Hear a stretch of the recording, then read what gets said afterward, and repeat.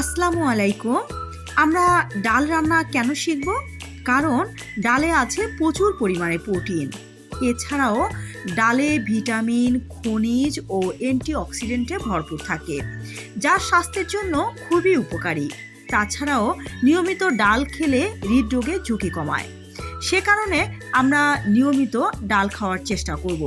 তাহলে আজ শিখে আসি সহজ উপায়ে একটি ডাল রান্নার রেসিপি। একটি ফ্রাই প্যান নিয়ে নিব 2 কাপ পানি, এবং আমি ধুয়ে রেখেছিলাম আধা কাপ ডাল। পানিটার মধ্যে ডালটা অ্যাড করতে হবে এবং একটি খুন্তির মাধ্যমে নাড়াচাড়া করে দিতে হবে। চুলার আঁচটা মাঝারি রেখে অপেক্ষা করতে হবে 10 মিনিট। 10 মিনিট অপেক্ষা করলে দেখা যাবে ডালটা অনেকটা সিদ্ধ হয়ে গেছে। মাঝে মাঝে ডালটা নাড়াচাড়া করে দিতে হবে যাতে ডালের নিচে লেগে না যায়। ডালটা যখন সিদ্ধ হয়ে যাবে তখন একটি ডাল ঘুটনি দিয়ে ভালো করে ঘুটে নিতে হবে। নরম হাতে খুব ভালো করে ডাল ঘুটনি দিয়ে ঘুটে নিতে হবে যাতে করে ডালটা খুব সুন্দর করে নরম হয়ে যায় এবং মিহি হয়ে যায়। দেখতে পাচ্ছি ডালটা খুব ভালো করে ঘোটা হয়ে গেছে। এ পর্যায়ে 3 কাপ পানি অ্যাড করতে হবে। আধা কাপ ডালের জন্য 3 কাপ পানি অ্যাড করলেই হবে। ডালের মধ্যে অ্যাড করতে হবে আধা চামচ হলুদের গুঁড়া এবং 1 চামচ লবণ। অ্যাড করতে হবে একটি রসুন এবং একটি পেঁয়াজ। একটু নাড়াচাড়া করে দিতে হবে। হলুদটা লবণটা যেন পুরো ডালের মধ্যে মিক্সড হয়ে যায়। 2টা কাঁচামরিচ দিয়ে দিতে হবে।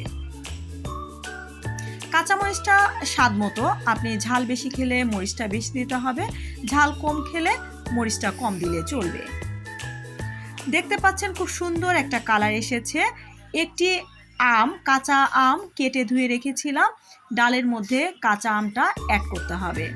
বলে রাখা ভালো, আমটা দিতে হবে ডাল শেষ পর্যায়ে।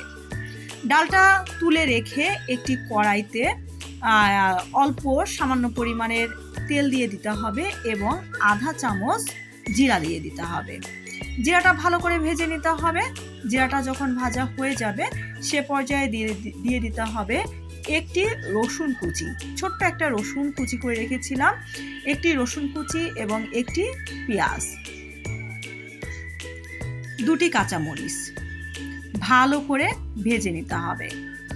যতক্ষণ পর্যন্ত ভাজা না হয় অপেক্ষা করতে হবে। যখন বাদামি কালার হয়ে যাবে তখন যে ডালটা আগে রান্না করে রেখেছিলাম ডালের মধ্যে পেঁয়াজটা অ্যাড করতে হবে।